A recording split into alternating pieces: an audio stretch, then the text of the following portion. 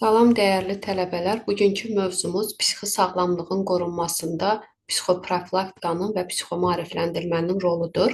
Gördüyünüz kimi planımızda 4 yarım başlıq var. Psixomaarifləndirmə və psixoprofilaktika psixi sağlamlığı mühafizəsində qavaqlayıcı tədbir kimi 2. Psixoprofilaktikanın mahiyyəti, məqsədi, vəzifələri və həyata keçirilməsi yolları 3. Psixomaarifləndirmənin mahiyyəti, məqsədi, vəzifələri və həyata keçirilməsi 4. Psixoterapiyanın mahiyyəti, məqsədi, növləri və həyata keçirilməsi yolları. Əvvəlcə gəlin psixoprofilaktika haqqında danışaq. Bildiyimiz kimi qloballaşma prosesi insanların həyata baxışlarının daha da demokratikləşdirilməsi, dünya görüşlərinin daha da artırılması, yeniliklərin sürətlə yayılması, informasiya mübadiləsinin daha da asanlaşması, ekstremal durumlara qarşı qlobal xarakterli mübarizənin formalaşması kimi bir sıra müsbət hallarla yanaşı siyasi, sosial, ekoloji problemlərin yaranmasına da müəyyən qədər təkan vermişdir. Hansı ki, bu problemlərin yaranmasının səbəbkarı insan olduğu kimi əks təsirə də elə ən çox insanlar məruz qalır. Deməli, qloballaşma qlobal psixoloji problemləri də yaradır. Psixoloji problemlər isə insani münasibətlərin pozulması, eyni zamanda ailələrin dağılması, ailə məişət zorakılığı və s. kimi negativ halların artmasına gətirib çıxarır. Və nəticədə də psixi travmalı və risk qrupuna daxil olan insanların sayı çoxalır və daha böyük fəlakətlər baş verir. Təbiidir ki, hər hansı bir psixoloji problemin baş verməsinin qarşısının alınması yaşanan problemi aradan qaldırmaqdan qat-qat daha asandır. Bu baxımdan da hal-hazırda psixoloji xidmətin qabaqlayıcı istiqaməti olan psixoprofilaktikaya daha geniş yer verilir. Psixoprofilaktika nədir? Psixoprofilaktika psixoloji problemlərin baş verməsinin eyni zamanda inkişafının qarşısının alınması məqsədi ilə tətbiq edən üsulları özündə cəmləşdirən bir tədbirdir. Psixoprofilaktikanın bir sıra əsas vəzifələri vardır. Gəlin onlara baxaq. İnsanların psixoloji sağlamlığının qorunması və möhkəmləndirilməsi, insanların psixoloji müdafiə mexanizminin daha da inkişaf etdirilməsi, psixoloji mədəniyyətin, ünsiyyət mədəniyyətinin təbliğ edilməsi, artırılması, psixoloji problemlərin yaranma təhlükəsi haqqında onların qabaqcadan xəbərdarlıq edilməsi, psixoloji problemlərin yaranmasının qarşısının alınması və bir də insanlarda psixoloji immunitetin artırılması. Psixoprofilaktikanın bir sıra əsas prinsipləri də vardır. Bunlar hansılardır? Komplekslilik, yəni şəxsiyyətin formalaşmasına təsir edəcək digər psixoloji tədbirlərlə vəhdətdə fəaliyyət göstərmək, digəri ünvanlılıq, yəni yaş dövrləri, qruplar, cinsi mənsubiyyət, etnik xüsusiyyətlər və s. burada nəzərə alınır. Kütləvilik, neqativ təsir ehtimallarına qarşısını almaq və ya onları minimuma endirmək, iştirakçıların könüllülüyünə, məsuliyyətinə nail olmaq və bir də gələcəyə pozitiv inam formalaşdırmaq. Psixoprofilaktik tədbirlərin bir sıra əsas formaları da vardır. Bunlar hansılardır? Maarifləndirici mülahizələr, söhbətlərin aparılması, maarifləndirici televiziya verilişlərinin nümayiş etdirilməsi, maarifləndirici ədəbiyyatların nəşr olunması, neqativ təsirlərə qarşı psixoloji immuniteti formalaşdıran məşq qruplarının yaradılması, həyati bilik və bacarıqları öyrədəcək məşqlərin təşkil olunması, sağlam həyat tərzini təbliğ edən maarifləndirici bukletlərin yayılması, şəxsiyyətlərarası konfliktlərin vaxtında aradan qaldırılması, ünsiyyət vərdişinin formalaşdırılması, dair bir sıra seminarların təşkil olunması, şəxsi resursları aktivləşdirmək üçün xüsusi dərnəklərin təşkil olunması, təlimatlandırıcı psixokonsultasiyaların verilməsi və bir də inam telefonlarının yaradılmasıdır. Psixoprofilaktik tədbirlərin özünün də 3 əsas mərhələsi vardır. Bunlar hansılardır? Birinci mərhələdə insan psixikasının neqativ təsirlərə məruz qalma ehtimalları öyrənilir və həmin neqativ təsirlərin aktivlik səviyyəsi dəqiqləşdirilir. Hansı ki, bu prosesdə insanların yaşayışının sosial-psixoloji şəraiti ətraflı şəkildə araşdırılır. Yəni, psixoloji problemlərin yaranmasına səbəb ola biləcək faktorlar müəyyənləşdirilir. Məsələn, bu faktorlar nə ola bilər? Məlumat çoxluğu ola bilər, psixi travmalar ola bilər, düzgün olmayan tərbiyə ola bilər, somatik xəstəliklər ola bilər, fiziki və mənəvi yüklənmə ola bilər. Digər ikinci mərhələ nədir? İkinci mərhələdə psixoprofilaktik metodlar qrupu seçilir. Onlardan ən populyar olanlarını qeyd edək. Psixoloji problemin qarşısının alınması məqsədi ilə qruplarla insanlarla mühazirələr və seminarların təşkil olunması, fərdi və ya qrup şəklində psixokonsultasiyalar, psixokorreksiyaların təşkil olunması, psixoterapevtik təsirlərdən istifadə etmək, kütləvi informasiya vasitəsilə psixomaarifləndirmənin həyata keçirilməsi, psixoloji təcrübə qazandırmaq məqsədilə treninq qruplar və klubların yaradılmasıdır.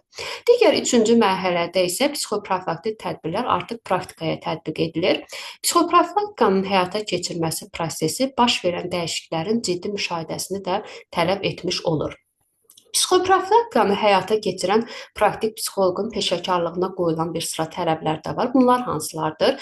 Hər bir yaş qrupuna aid insanlarla işləyə bilmək vərdişinin olması, treninqləri keçirmək qabiliyyəti və təcrübəsinin olması, elmi və sosial məsuliyyətin olması, mükəmməl psixoloji savada malik olması və bir də psixokonsultasiya, psixokorreksiyaya dair təcrübəsinin olmasıdır.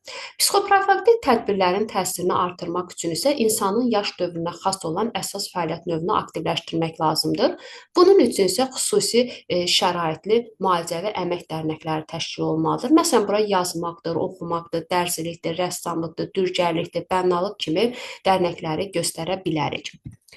Ən populyar olan psixoprofilaktik çalışmalardan üçünü burada qeyd etmişik. Birinci çalışma gördüyünüz kimi mənim düşmənim mənim dostumdur. İkinci çalışma durumun qiymətləndirilməsi.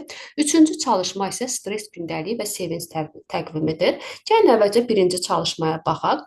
Hər hansı bir konflikt zamanı bildiyimiz kimi qarşı tərəfin şəxsiyyətinə istər-istəməz neqativ təsir başlanılır, yəni neqativ yanaşılır. Onun mənfi tərəfləri daha çox qabardılır, hərəkətləri bəyənilmir, davranışı pislənilir, konfliktin yaranmasının əsas səbəbkarı hesab edilir. Və beləliklə də hər iki tərəf bir-birini qınayır, hər iki tərəf özünü günahsız sayır. Konfliktli durum həll edilmədikcə isə təbii ki, psixoloji gərginlik daha da artmış olur. Bunu da aradan qaldırmaq üçün ilk növbədə nə tövsiyə olunur? Deməli, bir vərəq götürürük, onu pərcarla köməyi ilə iki yerə ayırırıq. Vərəqin sağ tərəfində konflikt yaşanmış qarşı tərəfin neqativ xüsusiyyətləri, vərəqin sol tərəfində isə konflikt yaşanmış qarşı tərəfin pozitiv xüsusiyyətlərini qeyd edirik. Pozitiv xüsusiyyətləri əgər tapmaq mümkün deyilsə, bir qədər sakitləşmək və pozitiv xüsusiyyətləri tapmaq lazımdır. Tapmağa səy göstərmək lazımdır. İkinci çalışma nədir? Durumun qiymətləndirilməsi. Konflikt baş verdikdən sonra sakitləşmək mümkün deyilsə və həll edilməmiş nələrinsə qalması fikirləri psixoloji gərginliyi daha da artırırsa, artıq növbəti hərəkətləri etmək tövsiyə olunur. Deməli, bir vərəq götürmək, onu pərcar qələmin köməyi ilə iki yerə ayrılıb, vərəqin sağ tərəfində konfliktin neqativ tərəfləri, sol tərəfində isə konfliktin pozitiv tərəfləri qeydə alınır. Digər üçüncü çalışma stres gündəliyi və sevinc təqvimidir. Hansı ki, stres gündəliyinin tərtibinin başlıca məqsədi vaxtaşırı yaşanmış olan stres hallarını orada qeyd etmək, onları təhlil etmək, belə halları yaradıcı faktorları aydınlaşdırmaqdan ibarətdir. Sevinc təqviminin tərtibinin başlıca əsas məqsədi isə vaxtaşırı olaraq pozitiv emosional hissləri, nailiyyətləri orada qeyd etmək, onları aktuallaşdırmaq, uğurlara inamı artırmaqdan ibarətdir. Stres gündəliyi və sevinc təqvimini tərtib etmək üçün çoxsaylı 2 dəftər götürmək lazımdır və onlardan birinin üzərinə stres gündəliyi, digərinin üzərinə isə sevinc təqvimi sözləri yazmaq lazımdır. Hətta sevinc təqvimi yazılmış dəftərə xoş anlarla bağlı xatirə şəkillərinizi də yapışdıra bilərsiniz. Psixoprofilaktik məşq proqramı da vardır. Bunlardan ən çox geniş yayılanı stresin profilaktikasıdır ki, hansı ki bu proqramın əsas məqsədi xüsusi məşğələlərin köməyi ilə stresə qarşı dayanıqlığın və immunitetin daha da artırılmasıdır. Həmin bu proqramın özünün də bir sıra vəzifələri vardır. Müxtəlif relaksasiya texnikasının nailiyyətlərini mənimsətmək, psixoloji stresin qarşısını almaq məqsədilə onların inkişaf mexanizmi, yaranma faktorları haqqında əsaslı bilgilər vermək, autogen məşq texnologiyası, stres gündəliyi və sevinc təqviminin tərtibi vərdişlərinin aşılanması, problemli durumların pozitiv tərəfdən qəbul edilməsi vərdişlərinin insanlarda formalaşdırılması və bir də özünü aktuallaşdırma yollarını öyrətmək və insanları gələcəyə pozitiv kökləyə bilmək. Psixoprofilaktik məşq proqramının mərhələləri də vardır. Üç əsas mərhələni qeyd edə bilərik. Aktivləşdirici mərhələ, əsas mərhələ və bir də son mərhələ. Hansı ki, aktivləşdirici mərhələdə məşq iştirakçılarında fəaliyyətin sonrakı gedişatına inam və nəticəyə pozitiv köklənmə formalaşdırılır. Əsas mərhələdə məşq həyata keçirilir. Son mərhələdə isə relaksasiya texnikaları tətbiq edilir. İştirakçılar ilə onların təəssüratları, hissləri, əldə etdikləri nailiyyətləri haqqında söhbətlər aparılır və onlara ev tapşırıqları verilir. Təbii ki, proqramdan gözlənilən müsbət nəticələr də var. Bunlar nələrdir? Həyəcan və gərginliyin kifayət qədər azalması, pozitiv emosional halların daha da artması və əhvalın daha da yüksəlməsi, məşğulluq qabiliyyətinin və sosial aktivliyin artması və bir də özünü inkişaf imkanlarının psixoloji immunitetin artması. Keçirik növbəti sualımıza. Psixomaarifləndirmənin mahiyyəti, məqsədi, vəzifələri və həyata keçirilməsi yolları. Cəmiyyətdə yüksək sürətlə baş verən hadisələri insan psixikası dərk etməkdə bildiyimiz kimi çətinlik çəkir. Təbii ki, müşahidələrdən də göründüyü kimi həyatın çətin olması ilə bağlı şikayət edənlərin sayı demək olar ki, günü-gündən artmaqdadır. Psixoloji maarifləndirmə psixoloji gərginlikdən mübarizə olunmaq üçün həyata keçirilən demək olar ki, ən səmərəli tədbirlərdən biri hesab olunur. Nədir psixoloji maarifləndirmə? Psixoloji xidmətin əsas istiqamətlərindən biri olub, psixoprofilaktik məşq naminə insanların psixoloji məlumatlarla təmin edilməsini, psixoloji savadlanmasını həyata keçirən bir tədbirdir. Psixomaarifləndirmənin özünün də bir sıra əsas vəzifələri vardır. Bunlar nələrdir? Nəzəri və praktik psixologiya haqqında insanların məlumatlandırılması, psixoloji problemlər və onların həlli yolları haqqında məlumatlandırma, psixoloji bilgilərin şəxsiyyətin formalaşması prosesinə tətbiqi yollarının öyrədilməsi və bir də əhalinin psixoloji savadının, psixoloji mədəniyyətinin, psixoloji immunitetinin və dayanıqlığının formalaşdırılmasıdır. Psixomaarifləndirici üsullar kimi biz mühazirələrin və seminarların keçirilməsi, müxtəlif debatların, diskussiya xarakterli söhbətlərin təşkil olunması, kütləvi informasiya vasitəsilə maarifləndirici verilişlərin yayılması, tövsiyə materialının nəşri və s. istifadə edilir. Keçirik növbəti sualımıza. Psixoterapiyanın mahiyyəti, məqsədi, növləri və həyata keçirilməsi yolları. Psixoloji xidmətin həyata keçirilməsində psixoterapiya da son dərəcə geniş yayılmışdır. Əvvəllər psixoterapiya dedikdə həkimin xəstəni müalicə etməsi başa düşülürdü. Amma bugünkü günümüzdə psixoterapiya iki istiqamətdə, hal-hazırda iki istiqamətdə aparılır. Tibbi yönümlü və bir də şəxsiyyət yönümlü. Hansı ki, tibbi yönümlü əvvəldə də qeyd etdiyimiz kimi həkimin xəstəni müalicə etməsi, şəxsiyyət yönlü psixoterapiya isə şəxsiyyətin fərdi psixoloji xüsusiyyətlərinin formalaşmasının və inkişafına yardım edir. Psixoterapiya bildiyimiz ki, Yunan sözü olan psixo, ruh, terapiya müalicə edirəm deməkdir. Yəni, psixikanın müalicəsi ilə məşğul olan bir sahədir. Psixoterapevtin müdaxiləyə adətən növbəti hallarda ehtiyac olunur. Bu hansı hallardır? Sosial əlaqələrin pozulması, ünsiyyətdə yaranan bir sıra çətinliklər və digər adaptasiya problemləri ilə əlaqədar olaraq psixoterapiyaya ehtiyac duyulur. Psixoterapiya özü üç formada həyata keçirilir. Fərdi psixoterapiya, qrup psixoterapiyası və bir də kollektiv psixoterapiya. Fərdi psixoterapiya nədir? Mütəxəssis tərəfindən hər hansı fiziki və ya psixoloji rahatlığın bərpası məqsədi ilə müraciət edənə fərdi şəkildə tətbiq edilən üsullardan biridir. Qrup psixoterapiyası nədir? Mütəxəssis tərəfindən hər hansı fiziki və ya psixoloji rahatlığın bərpası məqsədi ilə insan qrupuna tətbiq edilən üsullar sistemidir. Kollektiv psixoterapiya isə mütəxəssisin təsirinin və qrup üzvlərinin bir-birinə təsirinin qarşılıqlı olmasına əsaslanır. Məsələn, bura hər hansı ailə, əmək, idman terapiyası və yaxud da ki, reabilitasiya mərkəzlərində həyata keçirilən terapiyanı biz göstərə bilərik. Psixoterapevtik metodlar çoxdur. Bunlardan ən populyar olanlarını biz qeyd etmişik. Hipnoterapiya, autogen məşq, rasional psixoterapiya, psixoanalitik psixoterapiya, oyun psixoterapiyası, psixoestoterapiya, narkopsixoterapiya, bir də sosial psixoterapiya. Gəlin əvvəlcə hipnoterapiyaya baxaq. Hipnoterapiya nədir? İnsan psixikasına terapevtik məqsədlə hipnozun köməyi ilə edilən bir təsirdir. Hipnoz bildiyimiz kimi Yunan sözü olub, mənası yuxu deməkdir. İlk dəfə olaraq İngilis cərrahı Braid tərəfindən irəli sürülmüşdür. Hipnoz halı dedikdə hipnozçu tərəfindən edilən təlqinin təsiri altına düşmüş psixikanın müvəqqəti durumu nəzərdə tutulur. Hipnozun özünün də 3 əsas mərhələsi var. Letargik və ya buna yüngül hipnoz deyilir, hansı ki, burada yuxulluq, əzələlərin boşalması, laqeydlik halı baş verir.